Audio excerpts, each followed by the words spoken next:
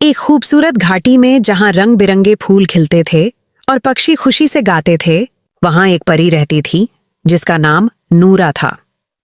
नूरा एक जादुई शिक्षिका थी जो बच्चों को ज्ञान देती थी।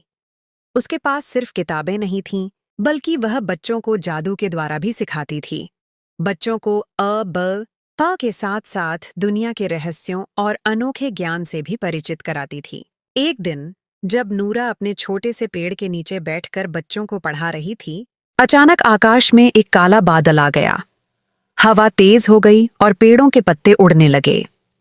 फिर एक धुंधला सा साया सामने आया जो बहुत ही डरावना था। वह साया धीरे धीरे स्पष्ट हुआ और एक बड़ा शैतान बन गया। उसका नाम था ज़क्रो। ज़क्रो की आंखों में चमक थी और उसके होठों पर एक शरारती मुस्कान। वह नूरा के सामने आकर बोला, तुम बच्चों को जादू सिखाकर उनकी जिंदगी बर्बाद कर रही हो।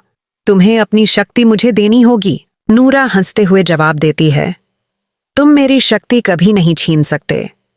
ज्ञान और जादू का ताकत से कोई संबंध नहीं है, ये तो दिल की सच्चाई से जुड़ा होता है। ज़क्रो गुस्से में आ गया और अपनी जादुई शक्ति से घाटी में तूफान मचा दिया। नूरा ने खुद को तैयार किया।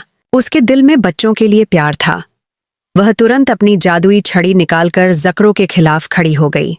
परी और शैतान के बीच एक जबरदस्त लड़ाई शुरू हो गई। नूरा की छड़ी से निकलने वाली रोशनी और ज़क्रो के काले जादू का मुकाबला बहुत दिलचस्प था। एक ओर नूरा की शिक्षा और प्यार की शक्ति थी, तो दूसरी ओर ज़क्रो की शैतानी चालें। आखिरकार नूरा ने अपनी सच्चाई की शक्ति से ज़क्रो को हरा दिया। वह शैतान जमीन पर गिरा और उसकी शक्ति खत्म हो गई। घाटी में फिर से शांति छा गई और नूरा ने अपनी शिक्षा जारी रखी।